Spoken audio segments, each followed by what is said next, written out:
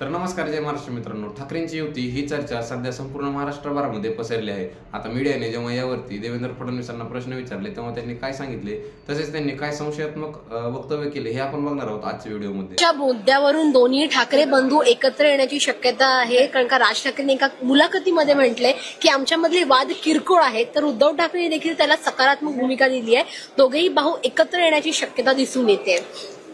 बघा, जर दोघे एकत्र आले तर आम्हाला आनंदच आहे.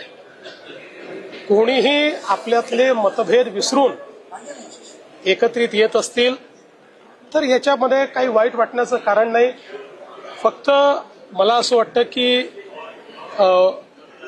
जो आमचे माध्यम आहेत ते जरा जास्त त्याच्यावर विचार करतात.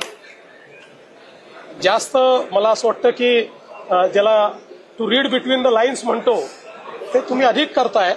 त्याच्यामुळे वाट बघा, आले तर उत्तम आहे, आम्ही स्वागत करू. पण उद्धव ठाकरेंनी काही अटी शर्ती देखील घातल्या आहेत. त्यांचं म्हणणं आहे की लोकसभेला तुम्ही पाठिंबा दिलात त्यांना, महाराष्ट्रातून जे उद्योग आहेत ते बाहेर गेले तेव्हा तुम्ही बोललात नाही, आधी ते आणि जे तुमच्या घरी भेटायला येतात त्यांना तुम्ही समर्थन देऊ नका, मग एकत्र येऊ.